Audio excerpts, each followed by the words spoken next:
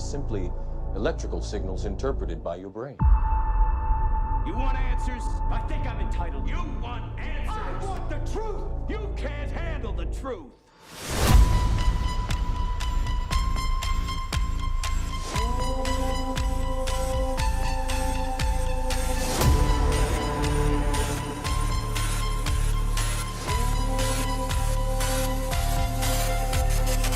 Open your mind.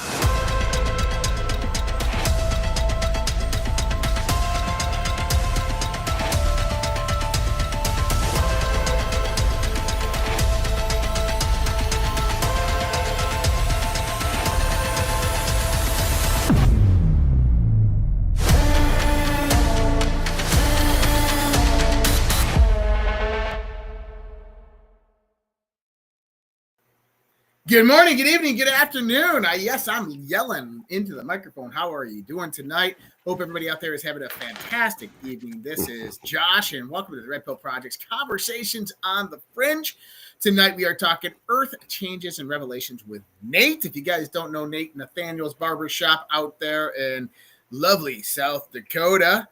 And Nate's been with us for a long time on the platform. Social Red Pill, been a member of all of our different communities. We've had a few different conversations on the Fringe with him, and great conversations as always. We had some technical difficulties, so I apologize the almost 15-minute delay of getting this started, but we are rocking and rolling. Now I can see Nate clearly, which is good. All right, Nate, what's up, brother? How we doing? 5-5. All is good. All is good. So I apologize, ladies and gentlemen. That was completely on my end, trying to figure all this out. So we're looking good now. We're all in perspective, and yeah, my camera likes to self-adjust. So forgive me if I move around too much. Try not to move. Yeah, I'm happy to be here, Josh. Yeah, all right. I'm gonna stay right here, frozen. No, I appreciate you having me on, Josh. Man, it's always a pleasure to be here, man. I love your show. I love your content, and you know me, I'm always here. So I'm always trying to jump in like hopscotch whenever you get onto these topics. So I'm really excited to be here. And you're wearing a Twin Cities hat? Yeah, man, I'm a Twins fan, brother. Did you do that because of me? Because I just came from St. Paul? Well, yeah, maybe I knew you lived out there, so I had to represent Yeah, cool. I love it out there. Well, that's like my home away from home. So. Well, Nate, we were having a discussion, I think it was last Thursday on the Zoom Q&A, and we were talking about the earthquake, 8.8 earthquake in Russia. This produced a tsunami that hit Hawaii, and then all of a sudden, a few days later, there's these earthquakes, or not these earthquakes, these volcanoes going around. Now, I've always correlated earth changes intertwined with themselves. And number one is you have earth changes that correlate directly with solar activity. So solar maximum activity rises, you're going to find more earthquakes, more volcanic eruptions, and vice versa. Typically, they are going to signify that some type of solar flare or sunspot is going to occur within the next week or so. So I'm going to predict that right now. Next week, we'll hear probably an class solar flare on the sun headed towards Earth or something like that next week. But I want to hear your perspective because you were trying to tie it into Revelations, and I found this really, really interesting. So I'm going to give you the platform, brother. Go ahead. Well, you kind of, I've been on this weird biblical journey for a few years now, but when you were talking about it last week, it just hit me out of nowhere when you were like, yeah, there was an earthquake in Russia, and then there was, 7 volcanoes that were dormant that are now active, and it just kind of, I was like, where have I heard this story before? Like, right? And then it just kind of, I heard it just like a wave hit you, and I was like, wait a minute, let me go into Chat GPT, which I blame you for, by the way.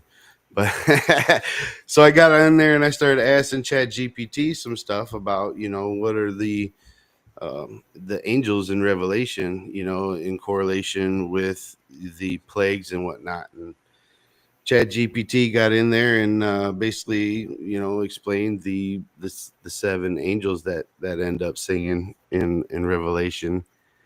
All basically are the same plagues as Exodus was when Moses was getting his people out of Egypt, because he knew back Okay. then that there was a big volcano that was going to go off. And so there are certain signs that you can correlate with Revelation and other books of the Bible that have signs, right, that you can recognize. Like what other and books? you Like can, the Book of Enoch? right, and so even the Exodus book, or they talk about it as being God is giving them these plagues, but I believe it's a man who knows his land, that knows what's coming when these things start happening. Moses got stuck on an avalanche on a mountain that was vibrating, and earthquake. He went and said, "Free my people." There's going to be some stuff that's going to go down, and a lot of people are going to get hurt. They didn't want to believe him, and he told them this is what's going to happen. And these are all documented volcanic activity that we see still to this day when volcanoes go off. There's things that happened in Cameroon in 1986, I do believe it was. There was a whole village that got wiped out from the gas that had coming out of the ground. And I don't know if you guys have seen like the movie Point Break, or not Point Break, Dante's Peak, where the volcano's going off. There's a lot of carbon dioxide that's coming out of the ground. It's killing the wildlife and so on and so forth. So these are signs. These are things that you guys can correlate. Not just gases. Yes, not just gases. Right. Carbon monoxide and sulfur and all those types of things. Yes, sir. And it poisons the water. The fish die. Frogs jump out. And then you get fleas and flies and crickets and plagues and so on and so forth. And so when it talks about these 7 angels will release these plagues again on the earth, and it said that there's 7 of them that go on all at the same time. And that's why I was like, this is really close to Revelation. The fact that these were dormant for a long time. And I know we've been beating down this horse. I've been doing this for a long time, and it's no, go ahead. Keep on going. I want to hear the correlation between this idea of the 7 angels and Revelations, but I want to also hear your perspective derived from the Book of Enoch, because now you've studied this much further than I have.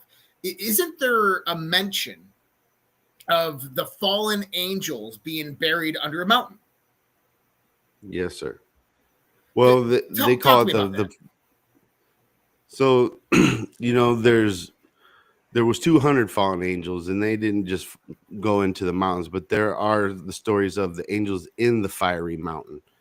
And and what is a fiery mountain? We would know that as a volcano, right? And when it talks about angels emptying their bowls upon the earth and so on and so forth, well, what fiery mountain would have a bowl in it? These are volcanoes, and they're just using the descriptions that they were observing at that time that they had words for, and Mount Hermon. Oh yeah, the where they descended from onto Mount Hermon and taught the people how to sin and fornicate and blah blah blah. Yeah, they're gonna take me on a real long trip down Enoch.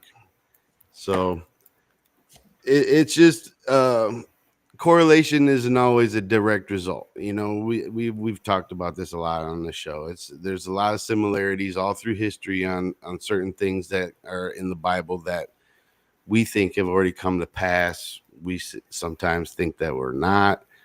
It's just one of those synchronicities that we want to pass off as just a coincidence, when we a lot of times talk about there are no coincidences and that everything is written.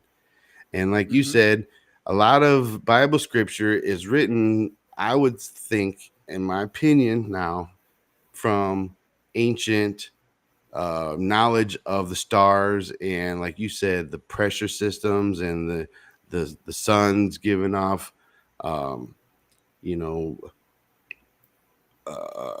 like you said, big power bursts or whatever. The sun goes through various cycles, and I see where you're correlating this. Now, I find this also interesting because you go to the Book of Enoch, and there's also, isn't there a correlation with 22 fallen angels and Mount Hermon? I think that's one of the correlations. So I find it interesting because have you ever seen the intro of various movies with Paramount? Have you ever seen this? You know this is Mount Hermon, right? Watch this. Watch the stars. 22 over this mountain. Wow.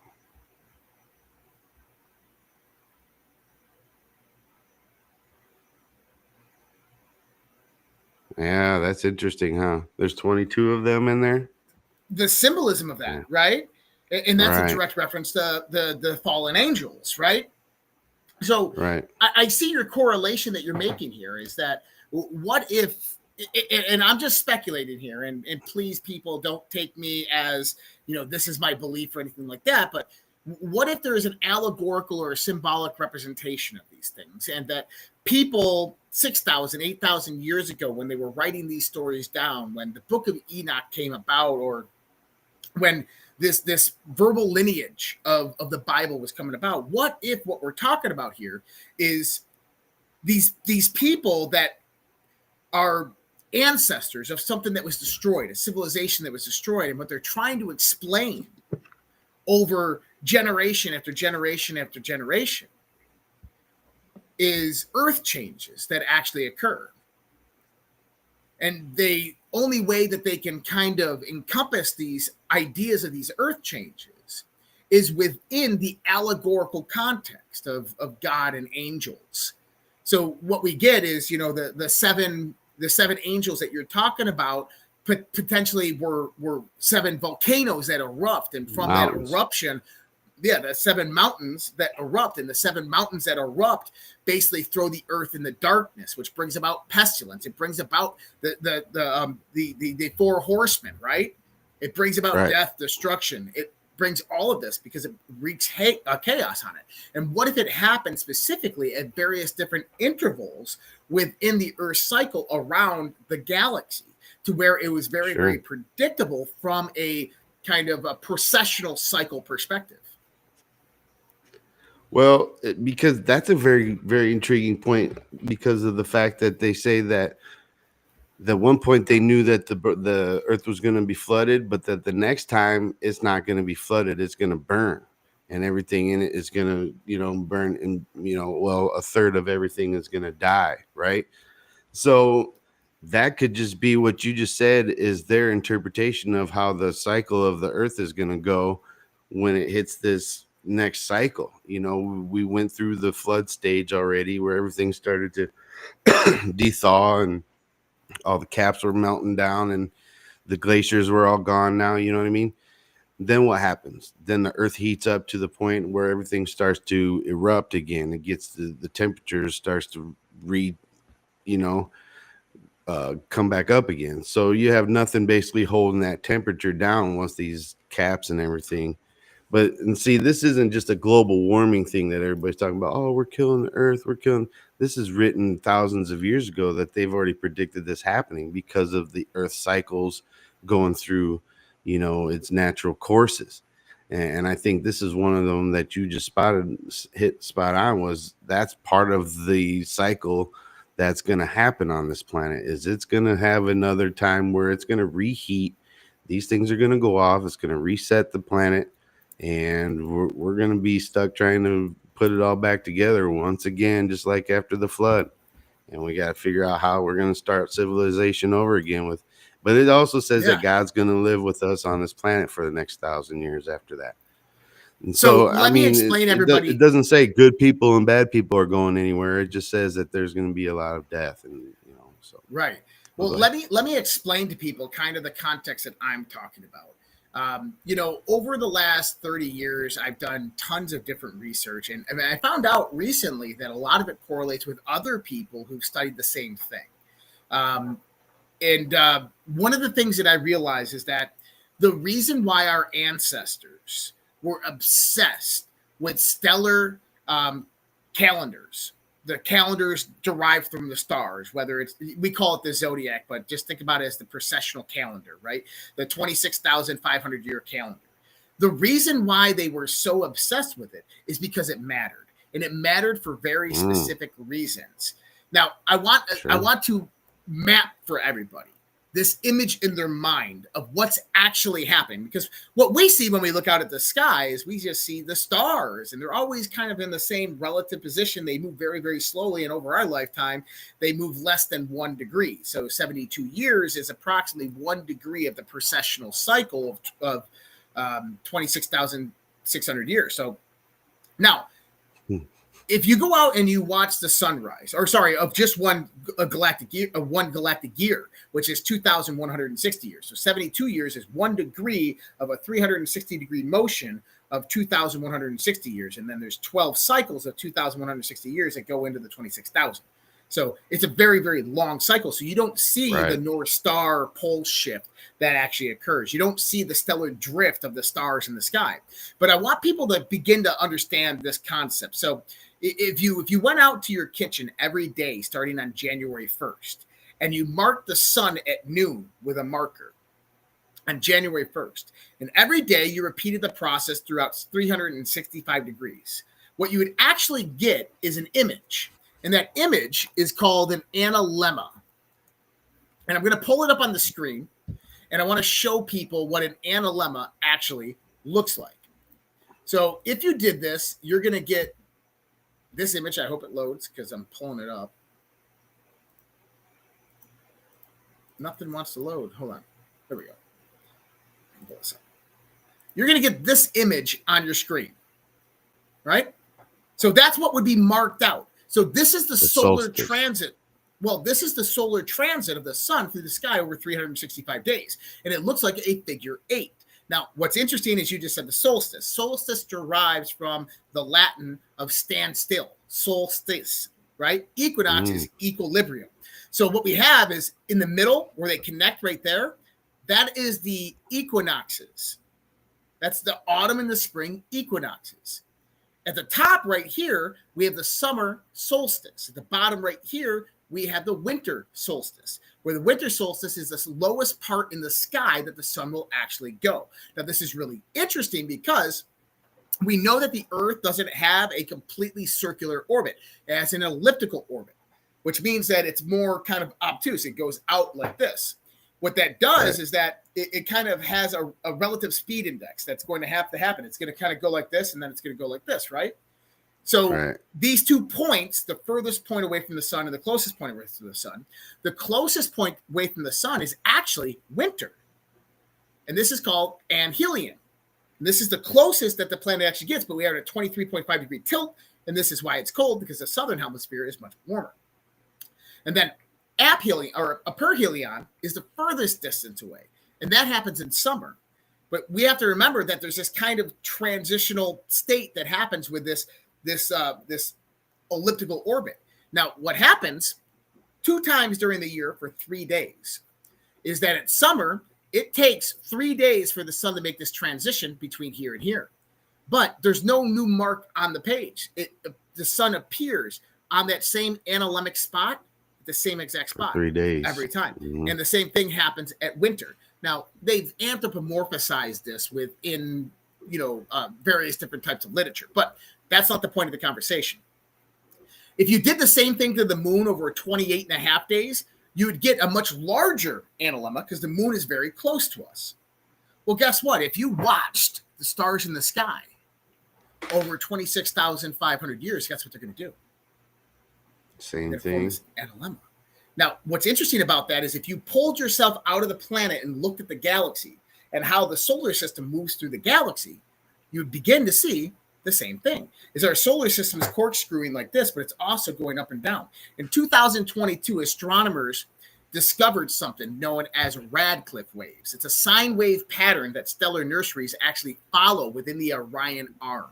Now, here's the one postulate that astronomers never brought out of this, is that what happens after stars form out of those stellar nurseries? Aren't they going to continue on that Radcliffe wave? And I wonder if the amplitude or even the frequency of that Radcliffe wave changes as stars begin to form, as matter begins to compress and condense into stellar systems, right? But that's beyond this conversation right now. So the other part that we have to understand is that we have a galactic arm. Right now, we exist in what's known as the Orion arm of the galaxy. Now, the Orion arm has a concentration of gas and particles in the center, and that gets less and less dense as you get to the fringes, the edges, which means that there's a variable density. Not only that, as we know that our galaxy has a polarity to it, that the top part of our galaxy has one polarity and the bottom part has another polarity. And we see this with various different sprites that fly out, or various different Birkeland currents that fly out of the center of the galaxy. So understanding just that conceptual model, and we know that our solar system actually goes up the galactic arm and comes down the galactic arm, up the galactic arm and down the galactic arm, would tell you that over a very long multi-million year period, I think it's about 20 million years it takes to transit the whole galactic arm, that over that whole period, that our solar system goes through varying points of density in the galactic arm. Now, that also would say that it has a summer, a spring, a fall, and a winter, that it goes to a very, very low point of low density of opposite negative polarity. And then it goes to a very high point, a very high energy of very positive polarity. And then it goes to a very, very dense construction in the middle for at the spring and the fall points of times. And I believe that our ancestors were actually tracking those points because they knew that when our sun, which is plasma, it's electrical in nature, as it moves through, we have something known as the solar, the heliopause, right? And it protects from outward cosmic bombardment into our solar system. One of the reasons that it's amazing that we have solar flares or solar wind is because it actually pushes cosmic radiation away. But the sun goes through two different cycles. It has what's known as solar minimums and solar maximums. During solar minimum time frames, we have less cloud cover on the planet. Isn't that interesting? Or sorry, sorry. We have more cloud cover on the planet. During solar minimums, we have more cloud cover on the planet. Well, why is that? Because you have an increased less pressure. You have an increased bombardment of cosmic radiation coming into the planet. And the planet naturally produces these clouds to protect the planet from the cosmic radiation. Interesting. During solar maximums, you have an increased solar wind, so that gets pushed out, and you have less cloud cover. And we've been at a solar maximum for like 3 or 4 years now. It's 11.5-year cycle. Now, what's interesting is this solar cycle has been much, much stronger than anything in recorded history. And I'm telling people exactly why. Because what happens is as our sun begins to move into the more dense regions of the galactic center, not the galactic arm density center, more cosmic radiation, more particles, gases, these types of things, the electrical affinity of the sun, the charge potential of the sun has to increase because now it has to produce stronger solar winds to push more cosmic radiation out. But what does that mean for our planet? Well, we know that there are magnetic current lines that are existent between stellar systems and between planetary star systems. So our Earth right now has like magnetic lock junction between the sun. There's like a magnetosphere that encompasses from the sun directly around Earth. I believe that this gives about a certain level of electrical communication in the context that the sun can detect early cosmic radiation coming in. And secondly, the Earth can prepare for solar radiation that is going to be coming out. And this is why we see the Earth changes on the planet, volcanoes erupting and earthquakes prior to a major solar event that happens within our sun. Now, why would that happen? Because the Earth's magnetic field is what protects us, right? And that in order to manipulate the Earth's magnetic field, you have to change the pressure on the Earth's core. Think about it as like a hydraulic system. Tectonic plates move around. You have the magma, you have the mantle, and then you have the core. In order to change, increase pressure or decrease pressure, you have to alleviate that pressure. Earthquakes and volcanoes are what do that. And so I believe that that's a communication mechanism that happens. But here's where it gets really, really interesting. And so when we look at this, right now we're seeing an increase in solar radiation and solar kind of solar flares hitting our Earth. And it correlates directly on the calendars of many ancient societies, the Mayans, the Aztecs, the Egyptians. And if you just look at the Aztec or the Mayan calendar, you remember how it all went to zero and everybody was talking about like 2012, it's all going to go to zero. Right. Actually, it was a misinterpretation. It was about 9 years off because the event actually happened on December 21st, 2021. And it was known as the Sure. Grand Conjunction, where Jupiter and Saturn kissed in the sky. And this was prophesized by Nostradamus. And I've done a video on this specifically. But they understood that that 0 point, when all of those cycles correlate together, that is that cycle resetting again. And guess what happens next is now you go into various points of changes, right? Various points of Earth changes that are going to occur because you're going to have more activity on the planet. And I think that this is potentially what you're referring to when we're talking about that stuff. Right. Well, you make an interesting point when you're talking about how the Earth and the sun react to the different cycles that they're going through as they're going through the galaxy, right? It's a lot like animal instinct when there's high and low pressures. You know what I mean? You think about, they just naturally know. And I think the Earth acts like the same way. It's instinctually using the pressure systems, you know, high and low pressure system, like you would like in the ocean. You get too deep, the pressure is going to get really tight. Things are going to implode.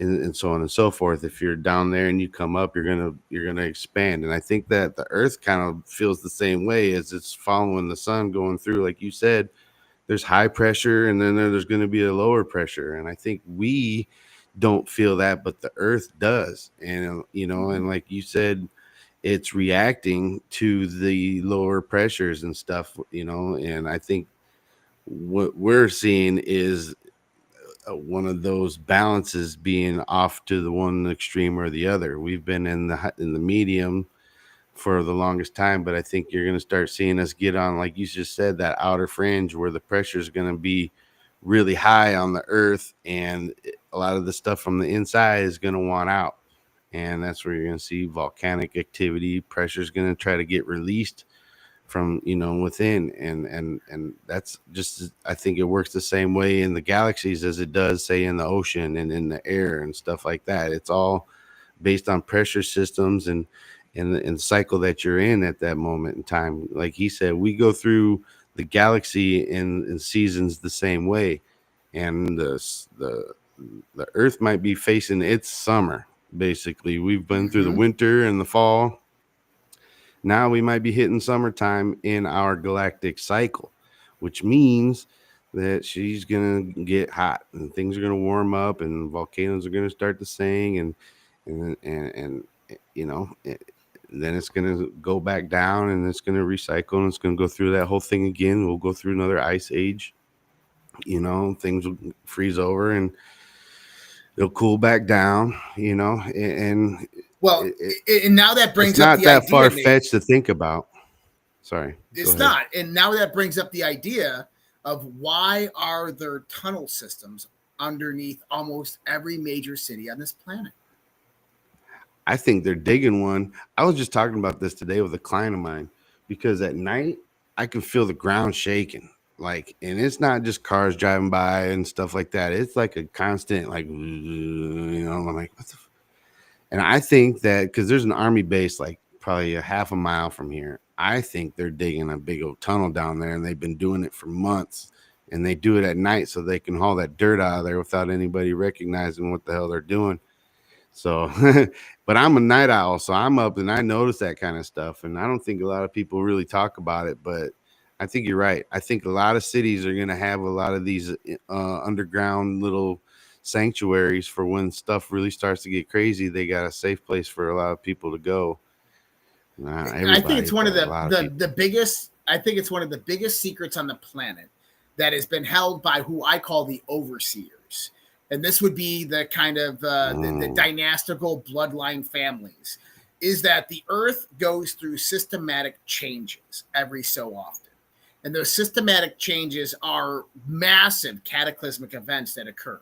Now, I believe that if we go back to the lower Dryas time frame, I think that event was something that happened probably about, I would say, a few, like, it was probably occurring over 1,000-year span.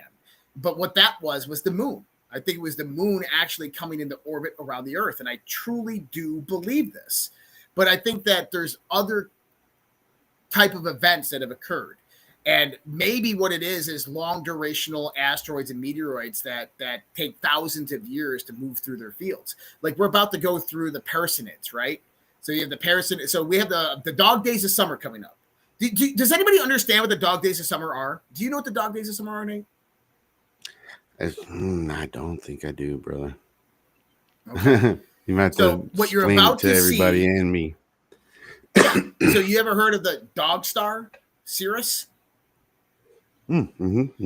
Sirius and Orion disappear in the northern hemisphere in the springtime, and they start coming back around August.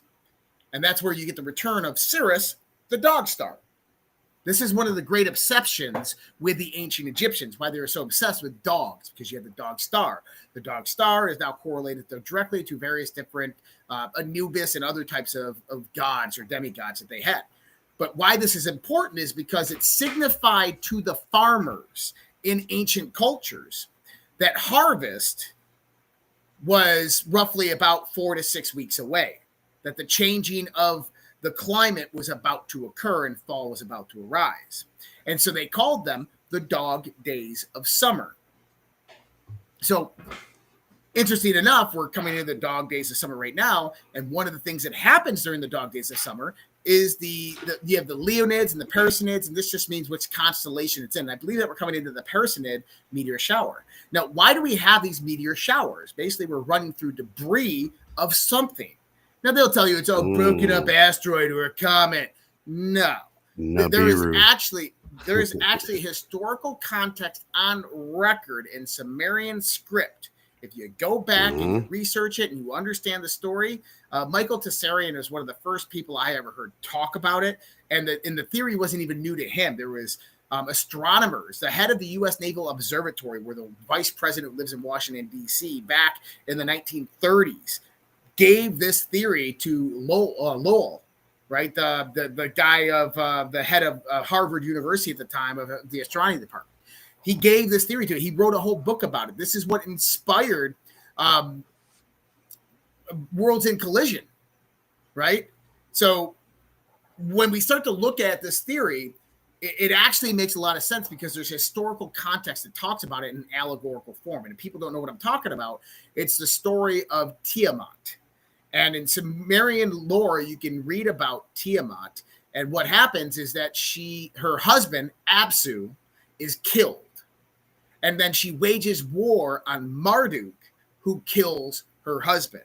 And she begins to rain fiery death from the skies, of an invisible death that rains down from the skies and begins to kill Marduk's people. And Marduk responds by smashing her head in two and splitting her in half, of which her salty waters sprayed upon the earth. Now, when I hear that story, I'm like, what the fuck is all that about, right? But if you understand mythology, if you understand anthropomorphication, Marduk was a solar deity, a sun god. So when they're talking about Marduk, they're talking about the sun. Now, Tiamat has to be some type of heavenly body, a planet in this context. And so what happens is that somehow, some way, shape, or form, either it was a natural process that occurred just in the solar system, the way it formed, and it got destroyed, or there is actually an advanced ancient civilization, and this is actually the story that is told with a lot of people who've deciphered a lot of this stuff, is that 66 million years ago, important number, 66 million years ago, that's when the dinosaurs went extinct. 66 million years ago, they said that there was an ancient civilization on this planet, and there was another civilization on the planet of Tiamat, both highly advanced civilizations that went to war with each other. Tiamat came and attacked this planet, and that the people of this planet had a weapon that could destroy planets, and they went and destroyed Tiamat, and they blasted the planet in half. Now, interesting enough, Tiamat had 2 moons. So what happens is you blast the planet in half, the planet is going to spread out, right? So it's going to spread out, and what happens is that it spreads out, and once it starts moving towards Jupiter, the sun and Jupiter have a gravitational force, which is going to come to a point of equilibrium at some point. But then as it moves inward, there's no big gas giants to pull that gravitational force. So it's going to get sucked in towards the sun. So it's going to form a long cometary boundary heading towards the sun. And this is what we suppose hit the dinosaurs and made them extinct 66 million years ago. And for 66 million years, kept humanity on the planet into a very animalistic and primal state because they could never develop over the time frame. Some people say it's 6 years. Go ahead. No, I was just saying they just couldn't develop fast enough after that big old catastrophe is what you're saying? Yeah, so some people say, like Richard Hoagland believes it was 6 million years ago or 2 million years ago. Some people say 1 million years ago and it was Lemuria. Whatever. It doesn't really matter the time frame. But what we understand is that there was every 2,000 to 3,000 years, there was cometary bombardments onto the planet that would wipe out civilization.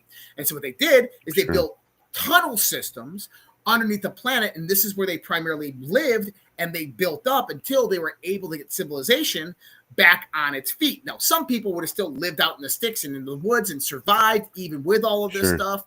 And this is where we get the cavemen, the Sonians, all of this stuff. But then you would have a civilization that probably lived underground, and they developed underground until about 50,000. Well, they say about 150,000 years ago.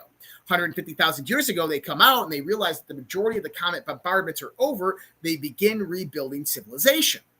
Now, if anybody's wondering about Tiamat, what about that other tail end that goes towards Jupiter? Well, it would come to an equilibrium, a gravitational equilibrium of the sun and Jupiter. We call that the Oort cloud that is sitting between Mars and Jupiter right now. Ceres is one of the small planetary bodies, and it's a remnant of this ancient planet.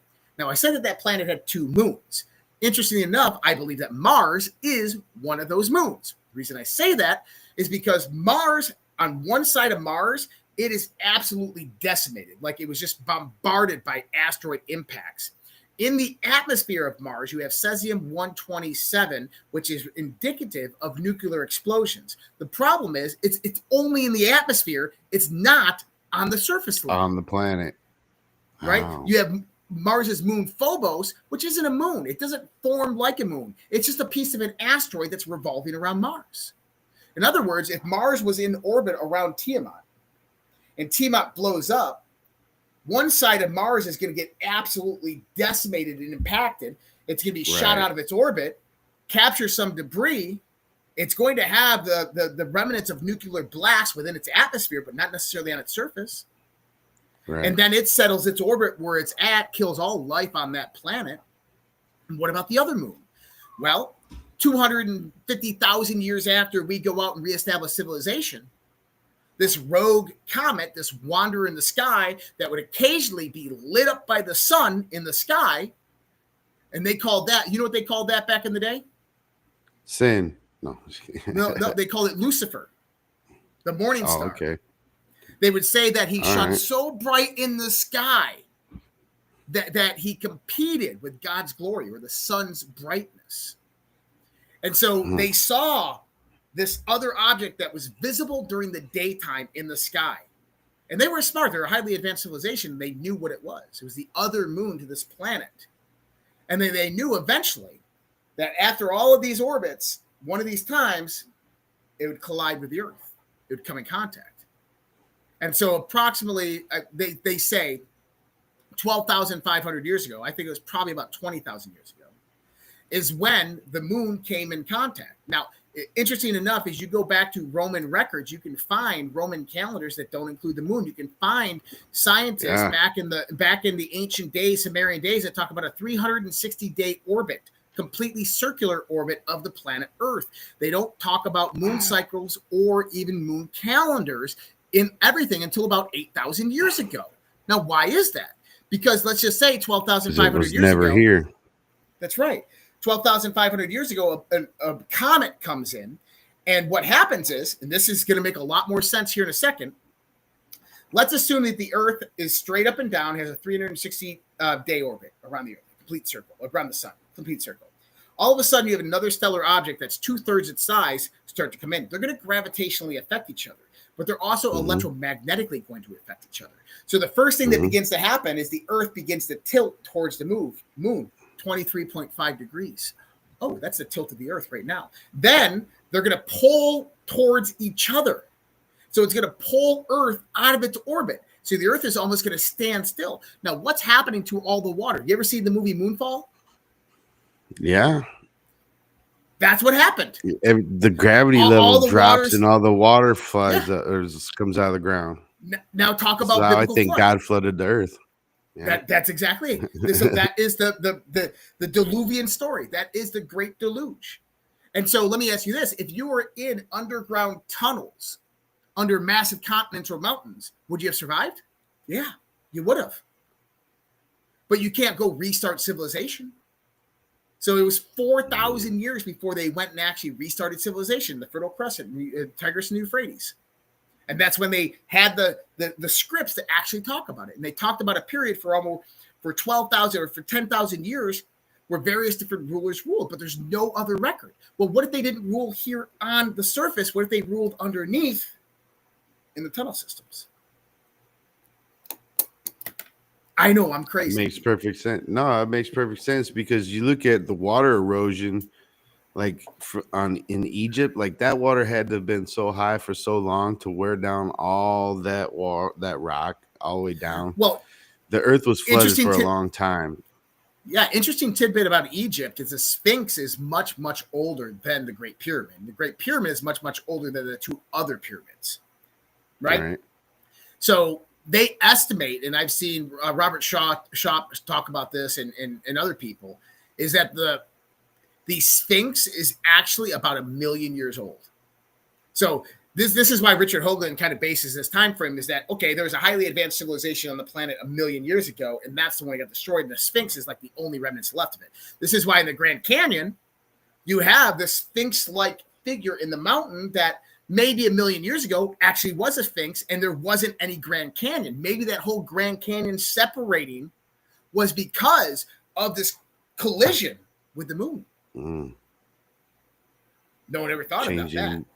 Changing the balance of the earth and pulling all the rocks away from each other with inertia. Yeah, that's right. I have a similar, because Enoch basically says, behold, here is now summer, winter, and fall and spring. Like, why would you need to now all of a sudden explain all that? If that was the way it was from the beginning of time, nobody would need to explain it. It's just the way it is. So I think when it talks about, the stars fall from the sky and so on and so forth, the only way that the stars are going to look like they fell from the sky is if the pivot point of your planet shifted, because then your stars are going to, move from their spot of orbit that you've been used to.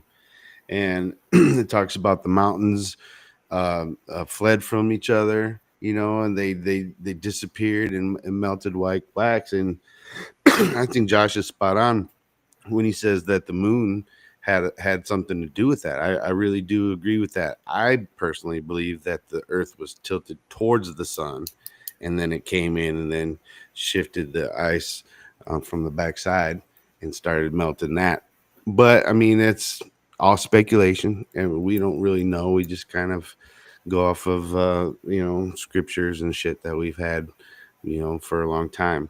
But well, let me throw a caveat in there. I think one thing I want to touch on, like you brought up the Moonfall movie, right? Which I believe has a lot of little interesting tidbits in there, because the moon supposedly is a super megastructure, right? And I believe that whatever was on that thing that came from that other planet came here and built all that stuff with the technology that they have on that moon, and then created what we now know as, giants and Nephilim and blah, blah, blah. Then decided that, we don't like this. So they used the moon again as a means to flood the earth to try to get rid of those giants and stuff that they were that was eating people and basically defiling the planet. So I just think that there is a technology that came here with the moon when it showed up in tilted the earth in its axis for a reason, to harvest, to keep track of time, and give you a cooler surface to walk on. Now here's a little interesting caveat.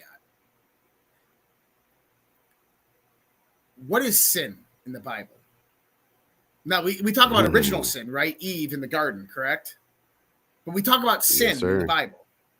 Now, did you know in the time of Abraham, right, there was a worship of a religion in Mesopotamia that had existed over 2,000 years. The worship of sin persisted even through the time of Abraham, whose home was the center of sin worship. Now, who was the god Sin? The god Sin, also known as Nana. Now, in Sumerian, Akkadian, Canaanite, Nana is where you get nanny, Nana, grandmother. Okay, Mama, Ayana, Nana. Okay, where we get mama, all these words from, derived from this ancient cultural roots. Okay, but Sin was Ayana. In Akkadian and in Canaanite, she was Sin or Shwen. So her name means illumination. Now, often called the Lord of Wisdom because the moon's regular cycles were linked to timekeeping, calendars, and agriculture. Now, interesting enough, that they were worshipped over, what was the mountain? I want to say Mount Hermon, but I don't think it was Mount Hermon. Anyways, going back into it, Sin got, when the Abrahamic religions came around, the goddess Sin was retranslated. When you start talking about the sacred mother in esotericism or occultism, this is where you get the whore of Babylon, Revelation 17. Okay, the whore of Babylon. It's the same idea. It's the fertile mother, the whole mother aspect of things. So with Sin became veiled in historical context. And we can see this through the representation of various different goddesses. Semiramis and Tammuz, Isis and Horus, they're veiled goddesses, all representing the moon. And the reason they're veiled is because the moon cycles over 28 and a half or 29 and a half days block out the majority of the sky. You don't have clear view of the entirety of the sky. And that when the moon begins to get full, it's so bright, the illumination from it is a veil to the heavens to learn the truth, to study the stars and the knowledge of the ancients. And so this veiling of the moon became known as a sin. Weren't you talking about last Thursday about how they used to call the moon Sin? The name of the moon? That is the name of the goddess. Cultures? The name of the goddess was Sin, and she was the moon goddess. So the moon was called Sin in various Mesopotamian cultures. And that religion lasted for a very long time, approximately 2,000 years, up until about 6,000 years ago. So do the math on that. Coming out 8,000 years, you got Sin, but now relate the context of the story that we just talked about. Now do you understand the demonization of the moon? Of why that's associated with the Abrahamic religion word of sin? The original sin? The original because sin, they're the ones that came down and taught man everything. Well, if you go back to the Sumerian story of Tiamat, the original sin was destroying Tiamat, because that caused her icy waters to crash down on the earth and disrupted civilization for 1 million years. That was the original sin in the context of So you think the moon did that? That sounds, maybe the moon was what killed Sodom and Gomorrah with that same technology. No. I'm not saying the moon's a technology. I'm saying the moon's a comet, and I'm explaining the destruction of a planet. The moon is a comet, comes in, produces this reaction, destroys civilization for 1 million years. And now the post-traumatic stress of of the civilization on the planet, how they keep it into the storybooks and how they relate it, anthropomorphized and allegorical, is they relate it to the moon, sin. Boom. Now we get sin in the world, which are bad deeds that you do. And if you go back to original sin from Sumerian context, it would have been the destruction of Tiamat. And mic dropped. Right. Well, now So talk to me a little that's bit what about I'm what you're saying, though. talking So, well, I mean, that's what I was just kind of, I wanted to touch on what you had said, because if they said that sin was the original destruction of Tiamat, and then it showed up here, and then they called it sin, would that not be what destroyed Tiamat? Would been the moon? Isn't that kind of what they were saying? So there? you know or what? Is that Maybe kinda what it that's not a sounds bad like. analogy. What if and I'm hypothecating here, truly hypothecating. What I was saying was that the civilization on Earth destroyed Tiamat.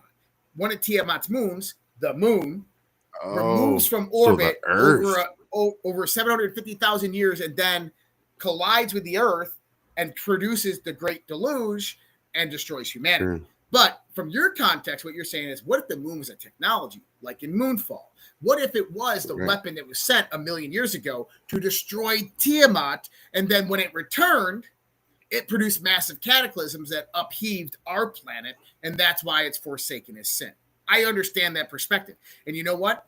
I don't know if I disagree or agree, because I don't have enough information to determine that. But the idea that the moon is not necessarily what we think it is, I think is very, very truthful. And could it be some type of Death Star, like that they used to go and destroy Tiamat, right? Or whatnot? It's very possible, because, you know, you ever heard of the hollow moon theory? Yes, sir. Yeah. The moon rings like a bell. It's hollow. Yes, sir. It's covered That's why with wolves helium-3. howl at it. That's why wolves howl at it. But if you think about it, why is it covered with meteorite impacts or asteroid impacts, and why helium-3 on the surface and all this stuff? Well, that's because it's been out there for millions of years. And that's what would happen. And it was to in a piece fight. Of technology. Yeah, and that's what happened. It was to in a piece fight. Of technology. Well, but that's what would happen to a piece of technology if you left it out in the solar system for 2 million years. It'd be like, just like it'd have overgrowth over top of it. You wouldn't be able to recognize it. And I think that this is a good transition point. I think that what we're seeing right now is trickle-down disclosure in the Trump administration. That they are slowly releasing all of this information pertaining to who we are, what we are, our history, but it's first coming technologically. And if we start to look, I mean, you just hear the other day, they're going to build a nuclear reactor on the moon. Wait, what? You're going to build a nuclear reactor on the moon? How the hell are you going to do that? Well, we just heard from Dan Driscoll, the Army Secretary, a month and a half ago, that he just talked to an Army soldier who's an astronaut on the moon. Who's on the moon? Yeah. Yeah. Now they're going to build a moon base in the next 10 years. Guess what? We already have it. We already have fusion reactors on the moon. We've already been to the moon. The reason we haven't been back to the moon since the 70s is because we went back with the military, launching missions directly from Kwajalein Atoll on the 3 various different rocket launch pads that they have there and the 2 different shuttles that they have there. Ask me how I know that. But we've been launching to the moon information for a long time. We've had military bases on the moon for a long time. That's why China doesn't give a shit and is out there mining helium-3 on the moon right now. So I think we're in the age of disclosure, and I think Trump is slowly allowing his people to leak it out. Now, did you hear the other day? So what happened to that treaty that they signed about Antarctica and the moon, that we're not allowed to inhabit that place? How are they allowed to go up there and put moon bases? Yeah, you put a secret moon base on the moon that's outside of your treaty. Nobody cares. They get up there and see the Russians are up there and the Chinese are up there. They're like, right? Like, okay, right? Like, so then are we allowed to go down to Antarctica? You can go to Antarctica right now. You can get a private jet to fly you all the way down there. You can go there. There's a visitor center and everything. You can fly all the way across Antarctica. No problem. So, but this other part is that the AARO director, the Aerial Anonymous Research organization, what it is, they look for UFOs and UAPs. The current director was just on Neil deGrasse Tyson's podcast. Did you hear this? I did not. You didn't see this. You didn't see this clip, did you? I don't think Let so. me pull this clip up there, because this is what I'm talking about in the context that we're in the process of trickle down disclosure right now. And if we're listening to what people from the Trump administration are actually saying, they will tell us. Like, okay, how about this one? Breaking: Curiosity rover spots coral reef rock on Mars. Do you understand what that? You know, coral reef is alive, right? Yeah, and it needs water too, doesn't it? That's right. So the newest images, which they probably had since the 70s, coral reef on Mars, which means that there was life on Mars. And guess what? That means that there's life outside of this planet. And they just admitted to it right there. Like, that's a huge, huge discovery that got almost no news today, right?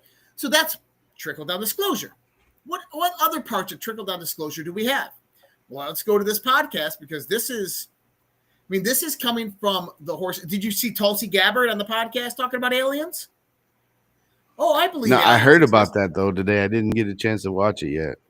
Mm-hmm. Let me see if I can find it. I found it.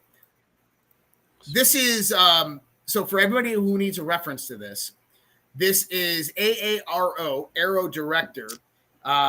His name is Dr. John Kozlowski for the Trump administration. Okay. And he's on Neil deGrasse Tyson's podcast. Listen to what he says here. By the way, Neil deGrasse Tyson doesn't believe in UFOs, but he does after this. Listen to this shit. As an example of a couple of those cases that merit further analysis that are helping us refine our hypotheses, there are a few triangles that have been seen by local law enforcement.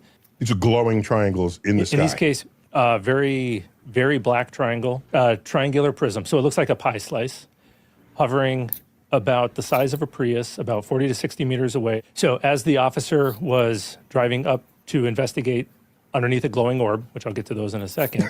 Right? I am so afraid right now. Are we? I want a bunker. Can I get a bunker for Christmas? I'm worried enough about the damn triangle. Not saying it's below orbs. Okay. All right. Now I'm scared. Okay, go. He slammed on his brakes, and this thing the size of a Prius, blacker than black, reared up 45 degrees and then shot up into the sky faster than anything he'd ever seen. Mm-hmm. And as it was leaving his sight, it shot out red and blue fireworks, flares, so bright it lit up the inside of his vehicle. He didn't see any propulsion, no wind, didn't hear anything over the sound of his own vehicle. And you have more than one of these sightings? We have a few others, one from local law enforcement, some from the... He was not able to get a picture. No, I thought... No dash cam, unfortunately. So take that into context. We are getting all types of representation. So you have Lieutenant General Stephen Quast, who retired, right, under the first Trump administration from Space Force. He goes on the Sean Ryan podcast, and he's talking that China has manned missions to the dark side of the moon, and they're mining helium-3. He's talking about the X-37B, our secret space plane, that is beaming solar energy back to the Earth to rectennas, and we've done it through over thousands and thousands of miles. That's not public information. We are in the process of trickle-down disclosure right now through the Trump administration. All is being revealed. The veil is being lifted. Truly remarkable. I mean, they already pretty much admitted aliens exist. They just need more footage and more, I guess all the stuff that they admitted, we already seen and we already knew. Mm-hmm. And so we want more stuff like that where there's more evidence and more truths and more, hierarchies, I guess, if that's what you want to call it, disclosing this information, because, a lot of it's only citizen disclosure or witnesses and stuff like that. You don't get that from hierarchies in the military and or police officers and stuff. So that's good to hear. I like that, especially when you get a guy like that who's a non-believer to actually somewhat kind of turn a page. That's pretty big. It's pretty big. So We're getting somewhere. Yeah, and that over the course of the next 5 to 10 years, the revelations that we're going to have are going to be astronomical of who we are, where we came from, everything that's been going on, who controls the overseers of this planet. I think that that's going to come about. I believe that is what is actually being decimated and systematically destroyed on this planet, by the way. And I think that for a long time, we've been controlled by what you would call those fallen angels. Right. The Watchers. Right. Yeah, there is. Have you ever looked into the aspect that they were awakened back by John Dee? They were awakened by John Dee, and in the 1900s, they were brought forth back onto the earth and have been ruling since. It's a big rumor in occult circles. Well, that would fit my whole something's down in Antarctica still running the world thing or theory. Yeah, because you go to it, and you do how many millennia were they trapped in their prison? The fallen angels. There's a certain math when you do the math, it comes out to like 1908. Yeah, I'm trying to remember now. That book is quite. Yeah, no, I know, but whatever it is, it's like it comes out to like 1908 is when that time frame would have been up. And then there was a big interesting. Dark so that's when they would have been ceremony released. to rise them. Yeah. And then correlate that with when did our money, when did our dollar bill become or get that little pyramid with the eye on it? Because that might explain that same thing. Had that. I mean, that's just hijacked symbology. So when we start looking at symbology, go ahead. I mean, you really think that's hijacked symbology on something that they put currency onto? Do you think I don't know if that's hijacked. I think that whatever was running those pyramids a long time ago is taught people how to use money and how to use currency. And then when you said that they resurrected these things, I believe that they were using our currency as a means to establish their power and structure again, and they symbolized it on the dollar bill. I hope to one day know the truth. Right? I hope to one day know the truth. I don't know. Yeah, I mean, it'll all be revealed. It all really is. It's all just be revealed. You're trying to put all these weird puzzle pieces together, and everybody's story has a relevance into these things, because if you start to discredit people's stories, then you're really not getting a full picture. Because I do believe that everybody's story has a part to play in this, and if you look at everything as a whole, it's going to paint a bigger picture. And when that guy says stuff like that, you really got to take it into serious consideration. Maybe they did resurrect one of these big giants, right, and got the technology and the knowledge from them in order to run what we now know as the United States of America. Maybe we are the fucking future Babylon that was like Egypt and Gomorrah. You know what I mean? Now, do you remember Luke 12:2? Do you remember Luke 12:2? For there is nothing covered that will not be revealed, nor hidden that will not be known. Therefore, whatever you have spoken in the dark will be heard in the light, and what you have spoken in the ear in inner rooms will be proclaimed on the housetops. It's all going to be revealed, and we are in biblical times right now. We are in the great awakening, the great unraveling, and it's happening right now. Nate, brother, I appreciate you joining me tonight. This is a great conversation. We're going to have you back on again. Everybody out there, I appreciate you all watching and taking all the support and all the likes and the follows. Appreciate you all. Give Nate a thumbs up out there. You can find him on Social Red Pill. If you want to go to socialredpill.com, sign up on over there. You can hit up Nate and ask him some questions. I would typically do a Q&A tonight. I will do 30 minutes. I have to get to bed. I have to get up really early. But I will do 30 minutes. That's my bad, guys. Yeah, that's Nate's bad. So what I'll be doing, if anybody wants to take part in the Q&A, Nate will be in there because his ass is coming. Okay. Oh yeah, I'll be there. You guys want to ask some questions? I'm going to post the Zoom link for that on all the applicable platforms. X premium subscribers, Substack premium subscribers, local premium subscribers, and social Red Pill community. The Zoom link will be out in about 2 minutes. We'll be talking on there. And I can only stay for half an hour, but you guys are more than welcome to stay up all night. But other than that, guys, much love, respect. God bless. Take care. Have a great night. Nate, thank you so much again. Take care, guys. I don't have to tell you things are bad. Everybody knows things are bad. The air is unfit to breathe, and our food is unfit to eat. I don't know what to do about the depression and the inflation. I want you to get mad. I have come here to chew bubblegum and kick ass. And I'm all out of bubblegum. People should not be afraid of their governments. Governments should be afraid of their people. The more you fuck around, the more you're going to find out. These people are still a part of that system, and that makes them our enemy. We accept the reality of the world with which we're presented. It's as simple as that. I want you to get up right now and go to the window, open it, and stick your head out and yell, I'm as mad as hell, and I'm not going to take this anymore!